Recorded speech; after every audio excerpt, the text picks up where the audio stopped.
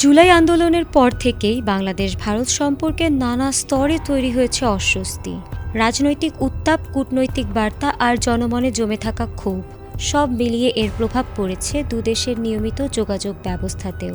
সেই ধারাবাহিকতায় সবচেয়ে বেশি ভোগান্তিতে পড়েছেন ভারতগামী সাধারণ মানুষ, বিশেষ করে ভিসা প্রত্যাশীরা। এই প্রেক্ষাপটে ভারতীয় হাইকমিশনার প্রণয় ভার্মা জানিয়েছেন, পরিস্থিতি স্বাভাবিক হলে পর্যায়ক্রমে দেশের সব ভারতীয় ভিসা আবেদন কেন্দ্র পুরোপুরি চালু হয়ে যাবে। ঢাকায় একটি আইভ্যাক পরিদর্শনকালে তিনি জানিয়েছেন, নিরাপত্তা ও সার্বিক পরিবেশ বিবেচনা করেই ভিসা কেন্দ্রগুলোর কার্যক্রম পরিচালিত হচ্ছে। ঢাকা, খুলনা, সিলেট ও রাজশাহীর আইভ্যাকগুলোতে সীমিত পরিসরে ভিসা কার্যক্রম চালু রয়েছে বলে জানিয়েছেন তিনি। তবে নিরাপত্তাজনিত কারণে চট্টগ্রামের আইভ্যাক সাময়িকভাবে বন্ধ রাখা হয়েছে।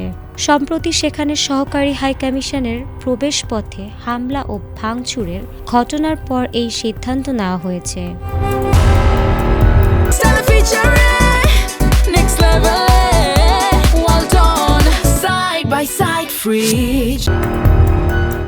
এর আগে ভারতীয় হাইকমিশন জানায়, গত সপ্তাহে নিরাপত্তাজনিত কারণে ঢাকার ভারতীয় ভিসা সেন্টার একদিনের জন্য বন্ধ রাখা হলেও পরিস্থিতি কিছুটা স্বাভাবিক হলে তা পুনরায় চালু করা হয়েছে।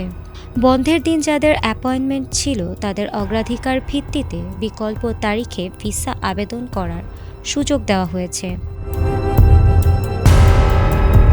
ভিসা আবেদন প্রক্রিয়ায় দালাল চক্র ও ভুয়া নথি এসব অনিয়মের ফলেই প্রকৃত আবেদনকারীদের ভোগান্তি বাড়ছে। তাই আবেদনকারীদের বৈধ পথে আবেদন করার পরামর্শ দিয়েছেন তিনি। দীর্ঘদিন ধরে বাংলাদেশ ও ভারতের মানুষের যোগাযোগ কেবল কূটনীতির মধ্যেই সীমাবদ্ধ নয়, এটি সামাজিক ও মানবিক বন্ধনেরও প্রতিফলন। তাই সাম্প্রতিক অচলাবস্থা কাটিয়ে ভিসা সেবা স্বাভাবিক হবে এমন প্রত্যাশাই করছেন দুই দেশের সাধারণ মানুষ।